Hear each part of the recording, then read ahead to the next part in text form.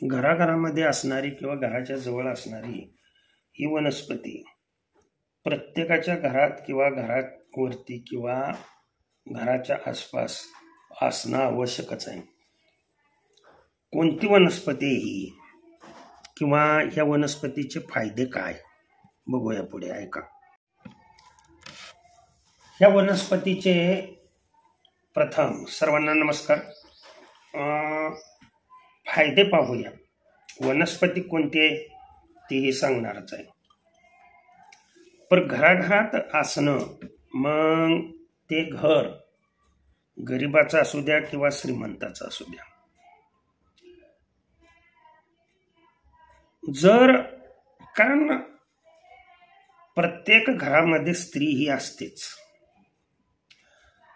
प्रत्येक गोरगरिबाच्या घरामध्ये, शेतकऱ्यांच्या घरामध्ये स्त्री बरोबर गाई तरी असते, शेळी तर असते, मेंढी तर असते किंवा दूध देणारे सगळे प्राणी असतात.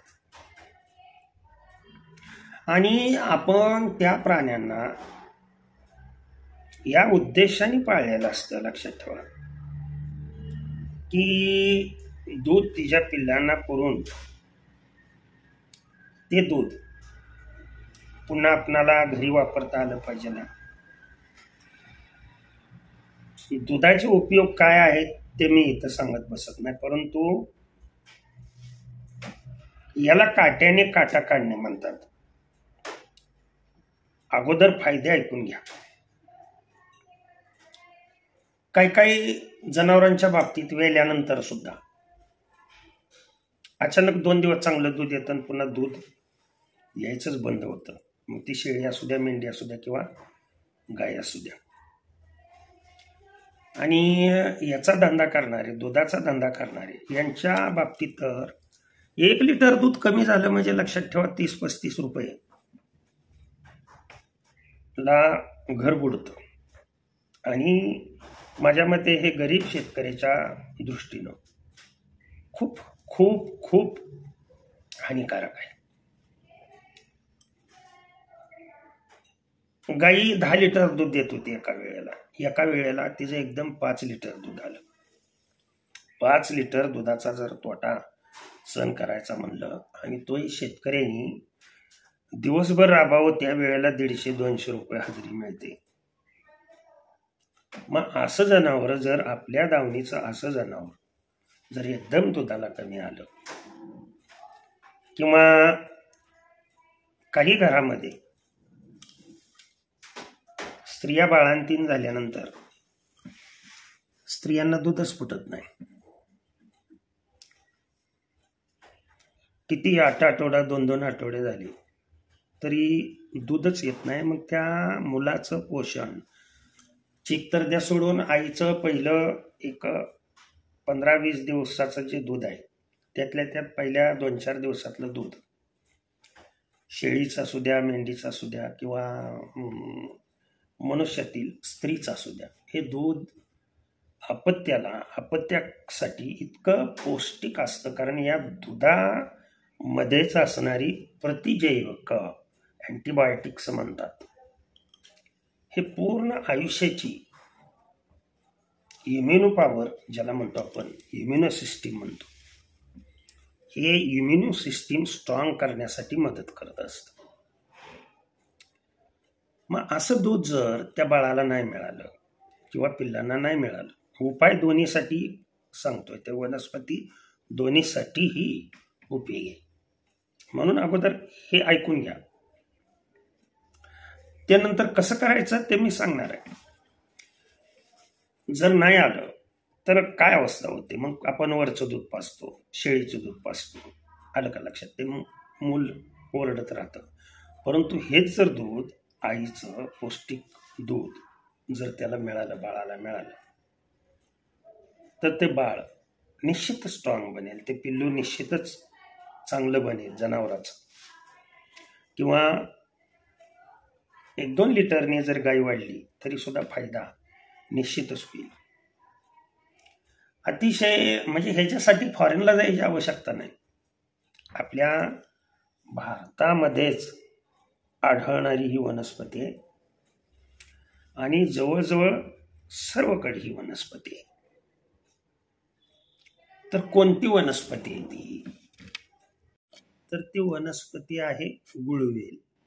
इंग्लिशमध्ये येईल हर्टलीव्ड असं म्हटलं जातं, किंवा मूनसीड गुलांची असं म्हटलं जातं. वेगवेगळ्या भाषेमध्ये वेगवेगळी नावं आहेत आणि माझे व्हिडिओ सर्वांसाठीच असल्यामुळे सर्व भाषेमधील शब्द सांगतोय. ह्यालाच हिंदीमध्ये गिलॉय असं म्हणतात. जर गुजरातीचा हिंदीमध्ये गिलॉय, तर गुजरातीमध्ये गळू बरं का, गळू वेगळं. जर समजा तुम्ही इकडं तेलुगू देशामध्ये गेला तर तिला तिप्पती रगा असं म्हटलं जातं.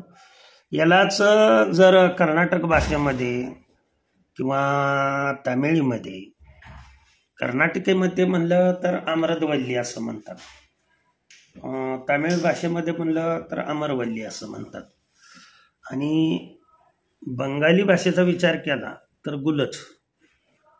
ही नावं लक्षात ठेवा. सर्व राज्यामध्ये व्हिडिओ माझे लोक पाहत असतात, त्याच्यामुळे त्यांच्यानंतर कॉमेंट्स येतात.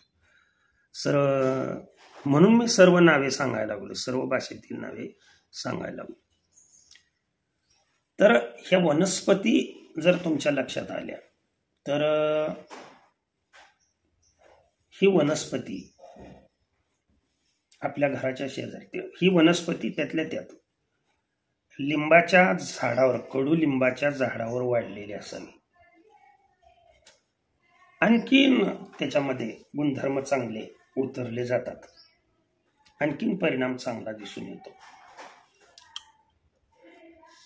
ही वनस्पती, हिची पानं, 2 पानं आणि 4 कांड्या,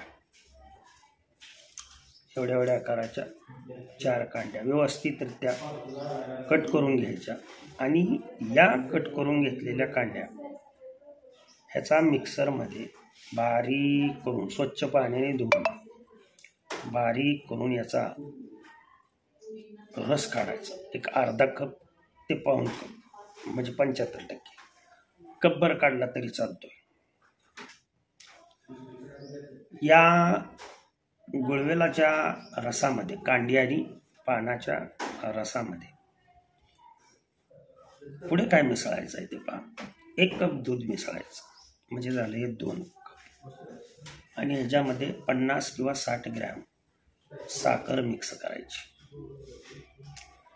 कारण हे गुळवेलाचं म्हणजे पान किंवा चव जे आहे हे थंड आहे, परंतु कडवट आहे, आणि ते कडवट पिलं जावं यासाठी त्यामध्ये थोडीशी साखर टाकायची. मात्र हे सर्व, जसं मी कालच्या अगोदरच्या व्हिडिओमध्ये सांगितलं की सर्व रोगावर चालणारं झाड, तशा पद्धतीनं. आता ह्याच्यामुळं होणार आहे काय ते सांगतो मी तुम्हाला. स्त्रियांच्या अंगावरचं बाळंतीण झाल्यानंतर जास्त प्रमाणात जे ब्लडिंग होतं ते ब्लडिंग कंट्रोलमध्ये येतं. पहिला महत्त्वाचा फायदा हा.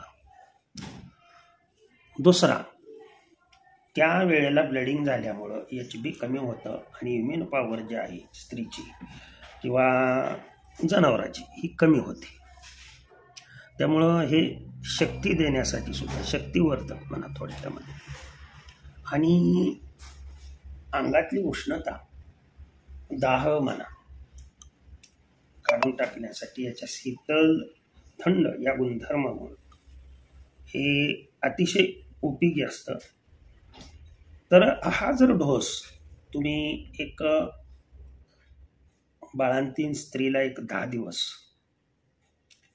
आणि शेळी मेंढीला 3 दिवस, वेल्यानंतर 3 दिवस, आणि मोठ्या जनावराला वेल्यानंतर 5 दिवस जर दिला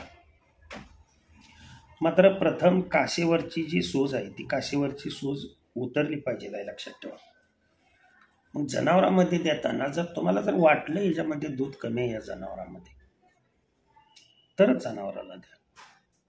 दूध भरपूर आहे असं जर वाटलं तर मग द्यायची काय आवश्यकता नाही. किंवा अचानक दूध जर बंद झालं असेल तर त्याच्यावरती हा जालिम उपाय आवर्जून करून पहा आणि उपाय केल्यानंतर मला कमेंट्स करून सांगा की सर या उपायाचा फायदा झाला किंवा नाही. हे दोन्हीसाठीही सांगितलं मी, मनुष्यासाठी म्हणजे स्त्रियांसाठीही सांगितलं आणि जनावरांसाठीही सांगितलं. ज्यांची माझ्यावर श्रद्धा आहे त्यांनी आवर्जून हा प्रयोग करावा. दोन्हीपैकी कुठल्या तरी एका चॅनलवरती ही माहिती असेल. बैसर शेळीपालन आणि बैसर भजन कीर्तन. ओके, नमस्कार.